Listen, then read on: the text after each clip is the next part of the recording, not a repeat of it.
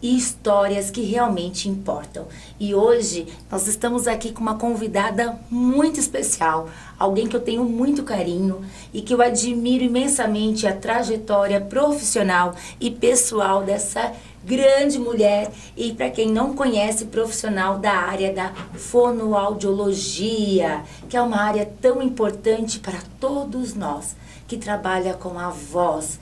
E a especialidade da nossa amiga Priscila Buso, que está aqui conosco, é na área dos neurodiversos.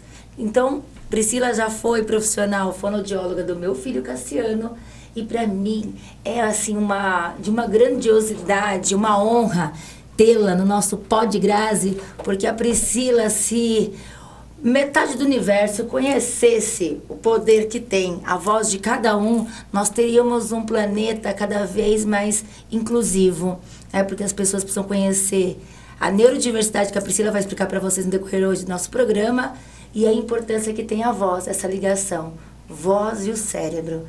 Né? Além da alma, porque eu acho que também a questão da alma de cada pessoa é muito importante nessa formação. Mas bem, vamos lá. Priscila, seja bem-vinda ao Podgrazi. Muito obrigada, muito obrigada. A sua fala me recordou a minha professora de psiquiatria e uma camiseta que nós fizemos no 2º ano da faculdade, onde o lema era: eu amo ouvir a sua voz. E essa camiseta era direcionada aos autistas. O quanto que se batalha e se espera para chegar a ouvir a voz de um autista nível 3 de suporte quando isso é possível. Uau, viu? Eu amo sua voz, começamos bem. Priscila, fale um pouco para nós quem é Priscila. Como que é? Priscila? De Lima Buso. De Lima Buso, eu só conheço Priscila Buso, o nome profissional. Mas fale um pouco para nós quem é Priscila de Lima Buso. Eu sou uma mulher ousada, neta de baianos, casada com um italiano e carrego o sobrenome famoso, que é o Buso. Conheci a fonoaudiologia, me apaixonei por ela, pela terapia de voz. Precisei de terapia e me encontrei na fonoaudiologia. E caminhando na faculdade, a psiquiatria me achou e lá nós caminhamos e venho trilhando os meus caminhos na área da linguagem, buscando atender, auxiliar e colaborar para o desenvolvimento de cada criança que se apresenta a mim. Muito bom. Quantos anos aí já nessa profissão? Eu esse ano faço 11 anos formada, mas atuo desde o 3º ano da faculdade. Desde o 3º ano de faculdade? Sim. E fale um pouquinho para nós, Priscila, porque eu vi aqui que você tem a formação, se formou no seu USP, na universidade, né, no Centro Universitário de Salto, isso em 2014, se não me engano. Isso. Depois você foi fazer uma especialização numa universidade do sul da Califórnia? Essa certificação ela acontece aqui no Brasil. Tá. Quando da minha certificação eu fiz em Campinas, através da Clínica Ludens. Na ocasião, os profissionais norte-americanos vinham até nós e davam essa formação cíclica, né? Então, a fonoaudiologia permitia 2 formações na minha época. São 2 semanas de imersão, com prova, e aí sim você recebe a certificação. Essa certificação, ela me dá ferramentas para trabalhar, mas não é uma validação pelo meu Conselho Federal. Então, fui em busca de uma pós-graduação validada pelo Conselho, e o título que agora eu estou buscando é de especialista na área da linguagem. Bacana. Eu tive lendo também que você esteve um tempo, né, durante sua formação, junto à Clínica Ludens. Para quem não conhece, é uma das maiores clínicas hoje que atende crianças com autismo na região. É em Campinas, a sede da clínica, ela tem 2 unidades em Campinas. E há vários cursos, então quem quer se especializar na área é uma das, hoje, entidades, não, na verdade, clínica mesmo, uma escola para os profissionais que queiram se especializar no autismo, no espectro do autista, certo? Exato. E esse trabalho que você teve junto à Clínica Ludens, não sei se foi um período de estágio, o que você aprendeu em relação ao desenvolvimento da linguagem e o que você poderia nos informar, assim, qual foi o grande avanço que você teve nessa área acadêmica junto a esse período? Olha, a Clínica Ludens, ela é sem dúvida um marco na minha vida profissional. Eu entrei lá recém-formada, fui coterapeuta da Sandra Esmaira por 4 anos, depois, né, recebi a minha própria grade de pacientes, e a possibilidade de você diagnosticar diferencialmente crianças, não só do Brasil, mas também a gente recebia pacientes de Angola. Para isso, determina que a linguagem ela é uma condição que nos traz a humanidade. Então, existem aí alguns animais que têm linguagem também, se comunicam, informam o seu bando, né, do perigo e tudo mais, e isso me abriu a complexidade de que a linguagem não é apenas a voz, a fala, a oralidade. E isso fez com que a profissional Priscila emergisse para outras possibilidades que 11 anos atrás não eram tão comuns, a utilização de acessórios, aplicativos, pranchas comunicativas que fazem com que os autistas, né, de maneira mais pontual, que é o meu público de maioridade assim no consultório, a maioria deles, pensar assim, como conseguir transformar esse ser que era tido como vivendo no mundo próprio, ser invisível. Isso não é verdade. E nisso a Clínica Ludens fez muita diferença, porque a linguagem ela não é uma habilidade específica do fonoaudiólogo. Muitos profissionais, inclusive os psicólogos, neuropsicólogos, os próprios pedagogos, se utilizam da linguagem para trabalhar com essas crianças. E lá foi quando eu tive contato pela primeira vez de um atendimento multidisciplinar. Então, o paciente que estava na fono, na sequência ia para a terapia ocupacional, após a terapia ocupacional estava trabalhando com a psicologia e posteriormente nós tínhamos um grupo. E aquilo para mim foi um divisor de águas. Entender que não só o que é feito em consultório, mas aquilo que é proposto fora do seu quadrado científico, né, digamos assim, é possível de ser aplicado em outras áreas. E isso fez grande diferença, porque na faculdade nós não tínhamos essa visão. Bacana. Eu, como advogada, venho muitas demandas, né, na área das terapias multidisciplinares. Os pais, eles buscam hoje realmente ser mais integrativa as terapias. Então, muitas vezes as mães recebem um diagnóstico, o pai da criança que tem o autismo, e ele busca, vou tentar compensar fazendo tratamentos, né? Isso, a linguagem muitas vezes das famílias que chegam para mim, doutora, nós precisamos de tratamento multidisciplinar, com fonoaudiologia, terapeuta ocupacional, psicologia. Você acha que realmente o distúrbio de linguagem, que muitas crianças com autismo, o que nós sentimos? Eu não sei se esse é um termo, né? Mas tem um atraso da fala. A maioria das crianças que as mães me procuram para entrar com uma ação falam, o meu filho está com atraso na fala. O atraso na fala é um distúrbio de linguagem ou não? É uma outra situação. E aí as mães falam, já que eu preciso do fono, e eu vejo que o fono, geralmente quando esses pais procuram, porque o médico prescreve, o fono que tem menor carga horária. E eu sempre me questiono, mas se um dos maiores fatores, o maior problema daquela criança que os pais estão identificando é na fala, por que 2 horas de fono por semana? Sim. E a psicologia, geralmente, né? A psicoterapia hoje, a aplicação do ABA, que a criança vai para a escola, aí é 20 horas semanais, 25. Mas e a linguagem? Onde que entra? O psicoterapeuta, ele pode trabalhar a fonoaudiologia? Eu fico nessa dúvida, eu queria que você me ajudasse com isso. Tá, essa é uma pergunta muito interessante e vou tentar ser o mais objetiva possível. A linguagem, ela é uma habilidade inata do ser humano. Quando eu aprendi isso na faculdade, eu questionei e fui contra a professora. Mas é um fato. Nós nascemos com um potencial cognitivo, neurobiológico a desenvolver com o amadurecimento. Então, com o passar dos anos, as habilidades vão se fortalecendo, remodelando através das podas neuronais. Então, a questão da carga horária de que adianta, por exemplo, eu treinar com um autista que ele diga, bom dia, tudo bem, eu sou a Priscila, se socialmente ele não tiver essa oportunidade. Então, esse é o primeiro grande paradigma para o autista. Antes, você não tinha essas pessoas na sociedade civil. E aí você tem a inclusão escolar como uma obrigatoriedade. E aí você expõe essa criança, essa família, a um ambiente social para o qual ela não está preparada. E isso afeta diretamente na pedagogia, no rendimento escolar e na percepção das outras crianças com relação à neurodiversidade.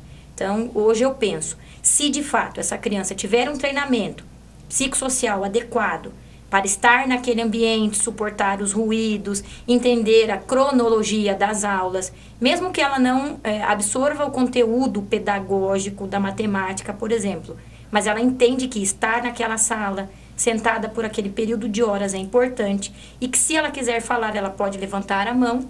Isso eu tenho linguagem comportamental, linguagem gestual. E com o treino e o acompanhante terapêutico adequado, e vai ensinar essa criança a falar: minha vez, eu sei, eu posso. E isso é muito mais atrativo neurologicamente falando, do ponto de vista de acionamento de neurônio espelho, do que ela ter um adulto modelando e dizendo: olha, vou fazer de conta que eu sou a professora, eu faço uma pergunta, tá bom? Agora você levanta a mão e responde: eu sei. Tá? Então, assim, eu treino sim a pragmática e o discurso dessa criança. Sim. Mas em momentos onde, no meu caso, Priscila utiliza da ferramenta brincadeira, certo, na ludicidade, no jogo. Mas na vida real, o time do diálogo, que é a habilidade dialógica discursiva, o timing que a criança vai se colocar ou não nesse discurso, depende de outros fatores que não estão no setting terapêutico. Correto, entendi. Mas você concorda que talvez a fonoaudiologia ela teria que vir com uma carga horária maior, né? Porque a comunicação, aquilo que você falou, a criança vai interagir com o universo dela. E a partir desse momento que ela tem essa consciência da linguagem, ou então há uma adaptação talvez dessa linguagem para essa comunicação, né? Sim. Nós estamos desmistificando um tabu chamado transtorno do espectro autista. Então, infelizmente, nós temos e ainda temos manicômios no Brasil, aonde estão lá, né, residindo pessoas do espectro autista. Exatamente, então, por talvez não conseguirem realmente verbalizar os seus sentimentos, né? E aí a classificação, como antigamente acontecia, era um deficiente mental, era uma pessoa incapaz, era uma pessoa improdutiva, e não. Essa é uma das grandes lutas nossa, eu como mãe atípica até, eu sempre luto para que os autistas tenham autonomia. Sim. Autonomia, e é o trabalho terapêutico. Como você fez um trabalho aqui científico, os 36 meses, a primeira infância, que vai até os 6 anos, esse trabalho é muito importante. Aí eu queria até que você explicasse um pouco para as famílias que estão assistindo nosso Pod Grazi hoje, como vocês estão vendo, é um pod hoje científico, trazendo aqui uma informação importantíssima, a importância da fonoaudiologia para os neurodiversos. E então eu gostaria que você explicasse, até os 36 meses nós temos uma forma de terapias que são aplicadas. E qual é o objetivo a ser alcançado? Só que depois nós temos a criança, a infância. Eu estou vivendo isso, né? Tranquilo a infância. Depois que você fez terapia, você acha assim, nossa, reduzi as terapias. O meu filho passou daquela fase mais extrema, está nos 7 anos, dos 7 aos 10. Tudo lindo e maravilhoso, progredindo na escola. Aí veio a fase da adolescência, os 12. E aí eu falo, meu Deus, perdi meu filho. E agora? Não. Quem que é o meu adolescente que eu tenho em casa? Então, eu queria que você explicasse um pouquinho a importância do tratamento, principalmente para o transtorno do espectro autista, ele na fase da infância, os 36 meses que é um trabalho que você fez, realizou, o durante a infância e depois na adolescência. Maravilhosa pergunta e a colocação. Então, eu volto naquele apontamento. Todo atraso de fala é autismo? Não, isso é unânime. Porém, todo autista tem um atraso de fala. E esse atraso de fala, ele pode ser significativo, a ponto de um mutismo completo, até a idade, né, que cada um vai abrir essa habilidade, mas eu tenho situações onde a criança não vai falar.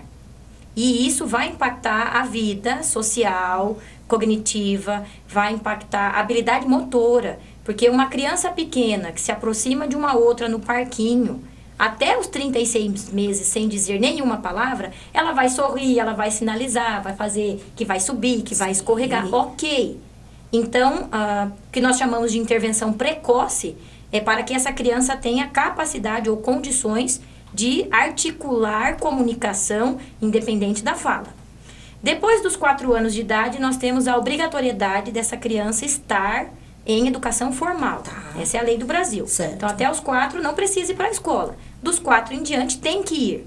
E ela vai para a escola com que ferramenta? Com que material? E aí a gente chama isso de material lexical. O que ela tem dentro dela? qual é o Aurélio dessa criança? E não é um Aurélio só de palavras, é um Aurélio de comportamentos, um Aurélio de reações, um Aurélio de conseguir controlar-se também. Sim. E isso impacta muito. Então, muita criança fica visivelmente autista após os 12 meses de idade. Porque não cantou os parabéns, porque não bateu palma, porque se esquivou do contato social. E aí nós temos um nível de suporte. Depois nós temos a criança autista que vocaliza, fala algumas coisas, mas não olha no olho, não sorri, não se utiliza da troca emocional para comunicar efetivamente. Tá. E para além disso, eu tenho aquele que vai passar tranquilamente até que você tenha a exigência formal da educação. E aí a criança não vai compreender conceitos de masculino e feminino, não vai compreender gerúndio, vai ter grandes dificuldades com o português, e aí você abre o leque da questão do transtorno do espectro autista.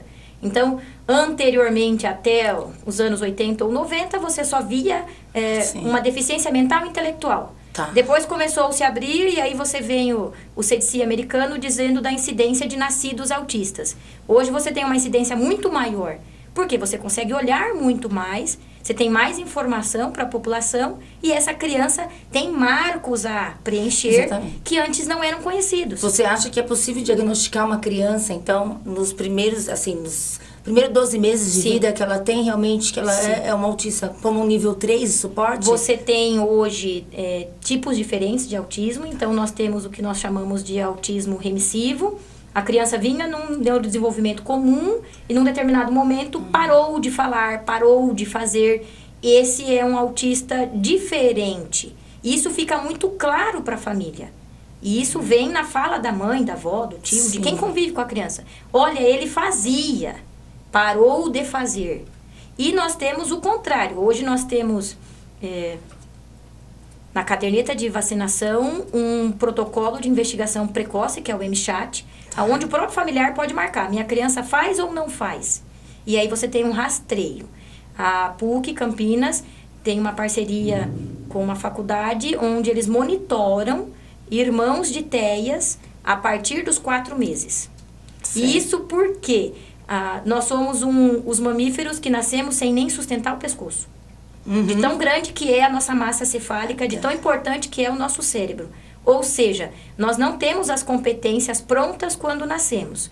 Então, você precisa de um período de esterogestação, que alguns autores vão dizer aí que vão até os 3 anos, mas alguns comportamentos são inerentes e documentados. Por exemplo, o Piaget, ele teve lá os marcos motores de desenvolvimento dos filhos dele, e isso virou uma bíblia para a pedagogia. Desses mesmos marcos, a fonoaudiologia se utiliza e outras ciências também. Tá. Então, assim, hoje é claro. Magnífico, nossa. Bem, a gente tem vários projetos aí para tentarmos implementar políticas públicas voltadas para as escolas em relação aos autistas. Eu sinto que é um momento hoje muito importante, porque, como você mesmo falou, mundialmente há um índice aí que cada 100 crianças nascidas, cada 36 crianças nascidas, uma é autista. Isso segundo estatísticas aí norte-americanas. Na nossa vivência do dia a dia, a gente percebe até que o aumento é muito grande, e eu até muitas vezes questiono, porque hoje a maioria das famílias tem alguém diagnosticado com autismo, tem um TEA, e de níveis realmente diversos, desde o nível 1 de suporte até o nível 3. Quando nós falamos em neurodiversidades, que englobam já a disfunção de fala, que envolve aí a dislexia, que envolve... Tanto que hoje eu aprendi mais um, que é o distúrbio do desenvolvimento de linguagem. O distúrbio do desenvolvimento de linguagem. É complexo. O ser humano é complexo e a habilidade de falar e comunicar. Hoje nós temos mais ferramentas sociais. Mas é a pergunta que eu mais escuto. Mas por que antigamente não? Porque antigamente você não tinha acesso à informação como você tem hoje. Hoje nós temos inteligência artificial. Exato. Hoje nós temos aí um mundo totalmente realmente globalizado pela internet. E você tem parâmetros de comparação. Pensamos assim, que nas décadas de 30, 40, 50 e 60, cada um criava o seu clã no seu sítio. Com que referência eu tenho? Exatamente. Hoje não, você tem uma sala com 32 crianças, todas convivem próximas, e você tem um parâmetro social para categorizar. Tá dentro ou tá fora. Exato. E aí você tem hoje na questão da neurodiversidade as percepções individuais da sensorialidade de cada ser humano. Então eu sempre brinco assim, eu tenho uma irmã maravilhosa e ela tem um padrão de vestimenta, de acessórios, de coisas que ela tolera. E eu tenho o meu. E quando criança, a gente era muito comparada. Ah, mas ela faz, você não faz. Ela fala, você não fala. Ela come, você não come. E isso hoje nós temos condições e ferramentas para dizer assim, qual é o perfil sensorial dessa criança. Boa. Porque é o mistério do autismo. Uma família com 7 filhos autistas, eles não serão iguais. Uma outra pergunta, ela vai puxando o gancho, né? Porque quando a gente fala, eu falei pra você da questão da política pública, eu acho que hoje uma coisa fundamental é precisamos de fonoaudiólogo dentro das escolas. Tem essa especialidade. Pelo menos para a triagem dessas crianças. Sim. Então, há uma dificuldade de falar num aluno. O profissional de sala de aula, educador, ele já vai encaminhar aquela criança, porque a dificuldade hoje, o professor encaminha, tem uma dificuldade de fala. Essa informação muitas vezes não chega até a mãe, porque pode ser que aquela família não seja tão comprometida. E isso acontece com uma grande incidência dentro das unidades públicas de ensino.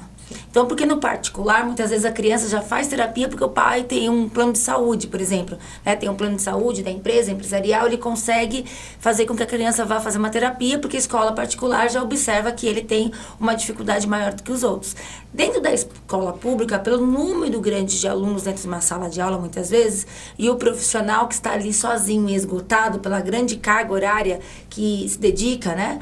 Ele acaba não identificando. E aí nós sentimos uma grande dificuldade. A dificuldade de você não ter esse profissional e você não ter o encaminhamento dessa criança para a solução desse problema. Então, eu acho que ouvindo a sua fala, né, ouvindo as mães que nos procuram, talvez seria um grande... Falam-se assim, a saúde e a educação, elas são separadas. São secretarias distintas, são setores distintos, mas não. A partir do momento que o poder público aprender a trabalhar com esses 2 setores, unindo forças, trabalhar em rede, eu acredito que a gente tem um avanço, né? Levar um fonoaudiólogo para as escolas, eu não digo para dar um tratamento, porque o tratamento é uma coisa muito mais individual, talvez, e requer, né, mais habilidades do profissional. Então, dentro da escola, a demanda vai ser gigante. Acredito eu que dentro da escola tem realmente alunos, em toda a sala de aula tem um aluno com distúrbio de fala, de linguagem. Sim. Isso é óbvio. Isso remonta à história da fonoaudiologia. Porque a fono é uma ciência recente. No Brasil, é uma ciência regulamentada há 44 anos. No país, nós temos um total de 55 mil fonoaudiólogos no geral. Nossa. Esse dado é de março do ano passado, pelo Conselho Federal de Fono. E o estado onde mais se tem fono no Brasil é o estado de São Paulo. Porém, a fonoaudiologia, como uma ciência muito ampla, traz hoje 14 possíveis especializações. Então, uma das especializações é em fonoeducacional. Certo. Porém, no Brasil, você tem quadrados muito marcados. Então, educacional remete à pedagogia. O pedagogo vai ou não se submeter a um outro profissional competente e formado numa área dos quais eles comungam de associações, mas não dos mesmos parâmetros. Então, a criança, quando ela tem um transtorno de linguagem, ela vai ter dificuldade com a língua, seja a língua falada, seja a língua escrita. Sim. E aí você precisa casar, interdisciplinar. E hoje essa interdisciplinaridade ainda é novidade no Brasil. Porque, infelizmente, nós temos profissionais, né, discutindo, processando, porque fulano entrou na minha área, ciclano fez o meu atendimento. E não é verdade. Tá. Porque aquilo que nos condiciona como humanos, capazes de comunicar, escrever, interpretar, discorrer, vai além daquela ciência. Sim. Que não só a psicologia, que não só a pedagogia, que não só a fonoaudiologia. E dentro da própria fonoaudiologia, as especialidades. Por quê? Eu digo sempre, a colega disse que não tem. Quais ferramentas usou? Que protocolo utilizou? Sim. O que testou? Certo. Testou de que maneira? Tá. E aí, assim, abre um recorte muito individual. Tá. Porque qualquer exame é uma análise de como eu estou naquele momento. Certo. Então, vamos falar de exame de sangue que todo mundo entende. Se eu fizer ou não a dieta, se eu tomar ou não um remédio, o colesterol, triglicérides vai estar ok. Com a linguagem é a mesma coisa. Se essa criança está descansada, alimentada, segura emocionalmente, ela vai responder melhor para aquele teste. Então, assim, uma avaliação que pode estar ou não comprometida pela maturidade da criança, a idade daquela criança, o quanto ela tem de conhecimento formal da língua. Nossa, excelente. Isso impacta. Sim.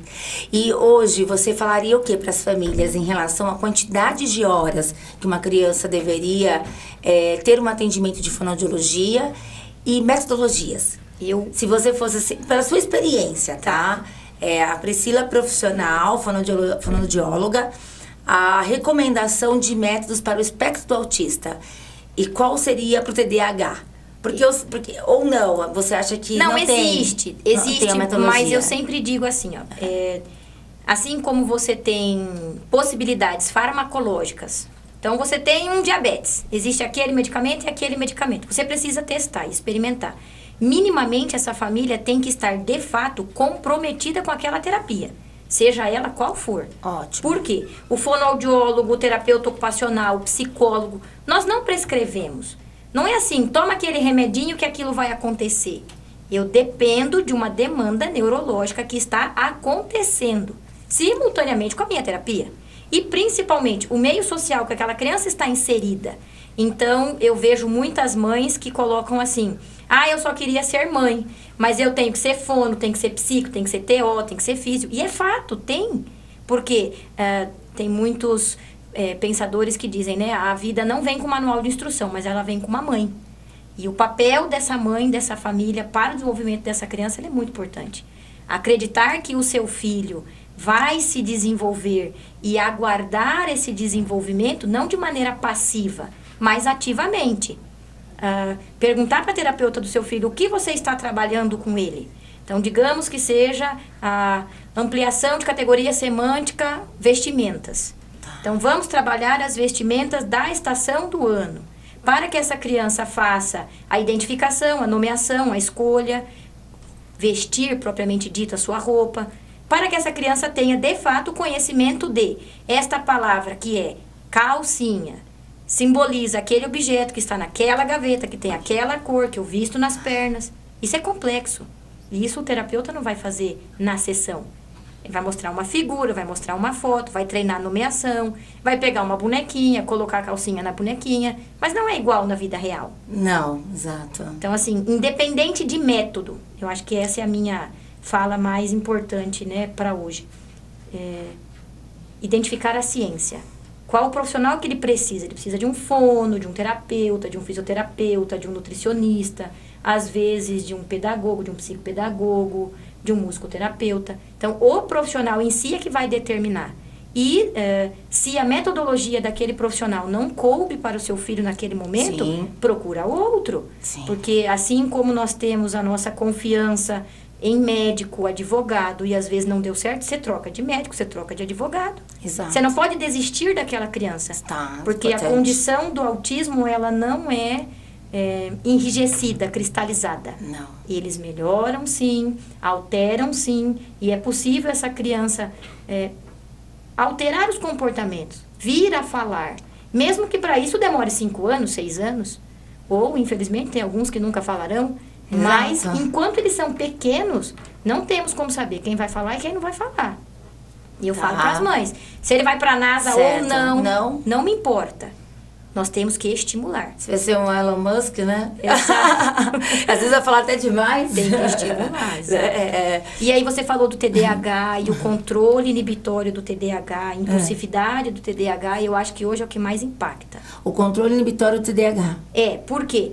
Você tem uma questão neurobiológica de desenvolvimento, onde o cérebro vai amadurecendo gradativamente. E isso acontece em ciclos. Até que você alcance a maioridade neurológica, não a maioridade civil, né? Isso pode levar décadas. Como querer que uma criança se controle emocionalmente, não faça birras, não seja impulsiva, não fale o que pensa, se ela não está madura? Sim. Isso é muito complicado. Depende de organização pessoal, social e emocional. E o ser emocional, ele vai crescendo junto com aquela criança que cresce o tamanho, que perde a roupa, que cai os dentes. Então, eu sempre falo, né? A tríade, psicologia, fonoaudiologia e motricidade, elas vão caminhando com o crescimento dessa pessoa. E eu tenho como referência uma autista que só falou depois dos 5 anos de idade, só foi para a faculdade depois dos 20, fez a segunda formação depois dos 30. E hoje nós sabemos que o tempo, ele está a nosso favor para a intervenção precoce. Mas o tempo de cada cérebro vai depender daquele cérebro. E acho que um fator também muito importante as famílias precisam entender que o autista não é uma doença. Não. É uma condição comportamental, é um cérebro neurodiverso. Sim. Tá? Como a Priscila sempre usa uma fala que ela diz que são é a maioria e que logo que essa maioria for potencializada cada vez mais e descobrirem que somos a maioria, porque eu acabo me incluindo nesse mundo neurodiverso, eu tenho certeza que será um mundo muito melhor. Porque será um mundo de mais respeito, né? Mas até chegarmos a esse avanço, que é através de pessoas como a Priscila, através de grandes ativistas que nós temos aí, cientistas, pessoas que investem o seu tempo em se dar ao outro para poder ajudar. Então, quando é rotulado como uma doença, nós temos um bloqueio nesse ser humano. Esse ser humano dele ter esse crescimento, esse desenvolvimento. Então, é algo que eu venho observando muito, porque os pais nos procuram como se o filho estivesse doente. Sentenciado, né? exatamente. Exatamente. Eu tenho um diagnóstico de autismo e isso torna muito pesado toda essa vivência para os pais também. Aí você vê uma mãe que ela sofre um desequilíbrio emocional, ela perde a vontade de viver, ela perde a vontade de cuidar-se mais, ela começa a colocar o filho como o foco de todas as atenções daquela família. Não que não deva ter todas as atenções, ele deve ter as atenções, porém tem toda uma vida social, um ciclo social de uma família que precisa ser cuidado. Sim. E quando você rotula o seu filho como uma pessoa doente, tá tão grave essa situação, Priscila, que nós estamos vivenciando, porque tem famílias que hoje recebem um benefício LOAS, tá? Um benefício assistencial, que é o benefício da prestação continuada, o BPC. Então, ter um diagnóstico de autismo são poucas, tá? Mas tem. Meu filho está doente e eu quero aposentá-lo. Tá Sim. aqui. É uma renda que vai entrar naquela família. Eu preciso para puxar as terapias. Só que a criança muitas vezes faz 2 terapias só por semana. O valor do 1.500, que é o salário mínimo que vai receber, que é insuficiente. Eu sempre falo, quem tem um filho neurodiverso, quem tem uma pessoa com deficiência em sua casa, sabe que o gasto é em triplo. É 3 vezes mais do que você tivesse despesas com os chamados atípicos, Sim. né? Então, você tem essa despesa maior. Mas imagine que você está incapacitando aquele ser. Sim. E cada vez mais incapacitando, porque você está aposentando uma criança em tenra idade, ali nos primeiros anos de vida dela. Você está dizendo a ela que ela é uma pessoa doente, que ela é um incapaz. E aí ele chega na escola já com esse rótulo, os professores vão ver ele com essa mesma... Vão diminuir aquela criança, vão muitas vezes isolar aquela criança. Aí ele não participa das atividades de lazer, ele não participa do mundo social.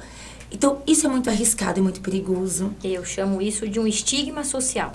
A criança, ela vem com um rótulo, uma etiqueta, e uma vez colocado, você precisa mudá-lo de ambiente, para que isso seja plausível de troca. Porque, infelizmente, se ele permanecer na mesma escola, com os mesmos tutores, com os mesmos professores, o padrão não será alterado. E essa criança vai alterar os comportamentos, e isso é muito característico. Então, antes de qualquer fala ou ação, a criança altera comportamento. Então, tem crianças que deixam de ser autônomas para ir ao banheiro, urinam nas calças para sair da classe. Isso é fato. E pensar assim, pela questão social do que se tinha como parâmetro. Então, você tem um filme antigo do Rayman, onde aquele autista era repetitivo, cheio de estereotipias, com habilidade savante, decorava a lista telefônica. Aí vem a internet depois e mostra um good doctor, maravilhoso, inteligentíssimo, resolve os problemas cirúrgicos, mas não tem habilidades emocionais para dialogar. Então, assim, você está sempre mostrando polos, nunca olhando todo. Então, a próxima geração de autistas, nível 1, nível 2, que estão aí na internet falando, posicionando, escrevendo, fazendo autobiografias. E isso sim é material para pensar. Acolher a família, obviamente, validar o sofrimento da mãe, ajudar essa mãe naquilo que for possível, mas mostrar que há caminhos para além do autismo. Exatamente. Nossa, bem, nós estamos aqui chegando ao fim. Eu até vou deixar para que vocês que tenham perguntas, que queiram enviar, vocês podem estar mandando tanto para o nosso link aí do podcast, vocês podem estar mandando para Priscila. Priscila, quer deixar um Instagram, um telefone de contato, alguém que está com filho, recebeu o diagnóstico do autismo, ou então suspeita que o filho seja neurodiverso, que a criança, o comportamento, a dificuldade de fala, e você não sabe a quem se socorrer. A Priscila hoje tem um consultório em Itu. Exatamente. Tá? Ela não veio aqui fazer autopromoção, tá? Mas eu vou promovê-la assim, porque até tenho aí grandes projetos para Salto, para a área da saúde na cidade, para a área da educação.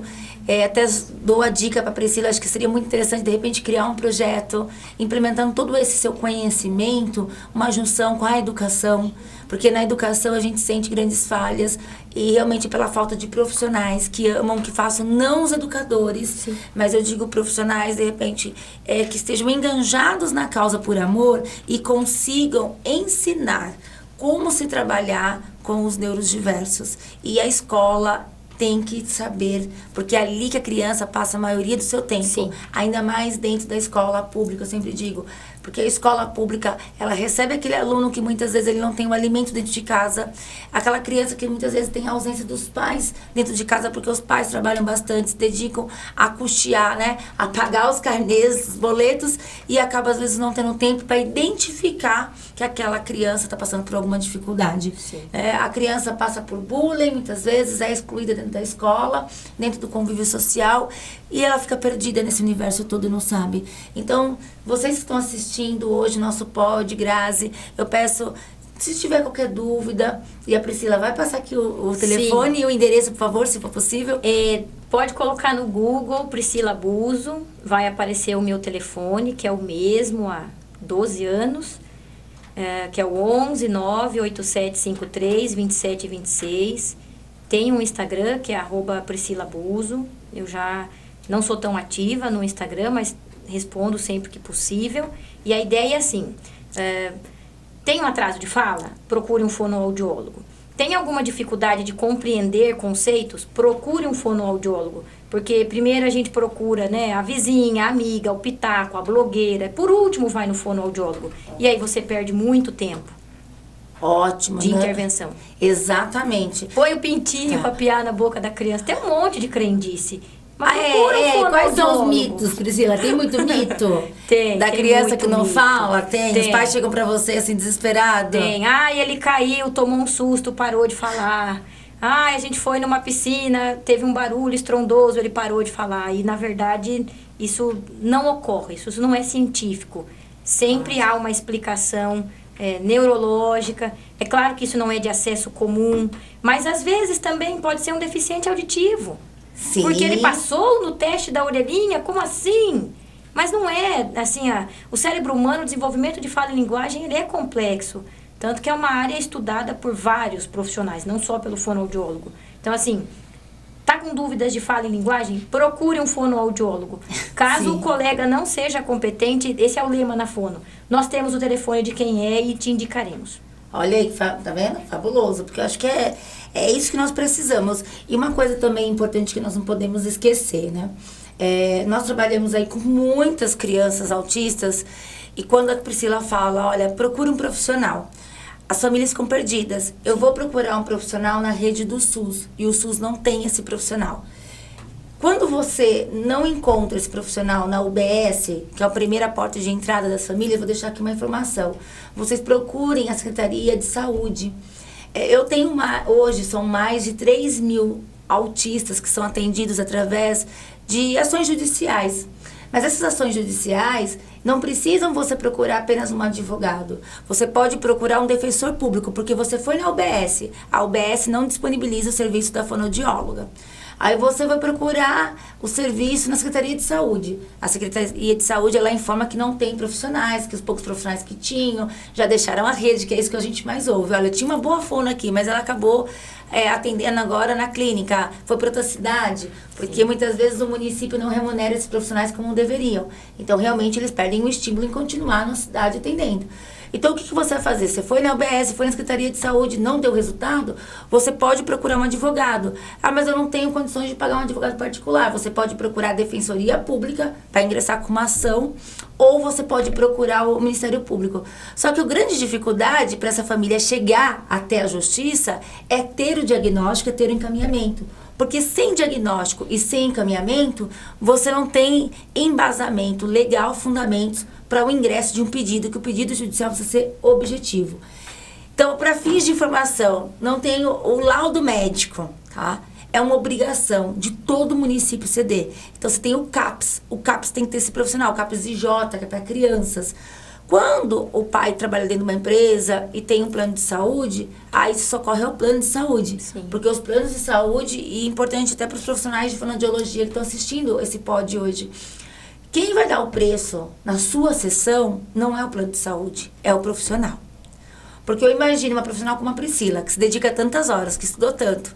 Não tem como o profissional fazer um atendimento de... quantas horas são? Não valor, mas quantas horas hoje de atendimento? Mas 40 minutos assim, ou uma hora? De 40 a 50 minutos. De 40 Depende a 50. do tamanho da criança, que a criança pequena não rende uma hora igual uma adolescente ou um pré-adolescente. Tá? E assim, é entender que, isso eu digo para as mães, tem que participar do processo terapêutico.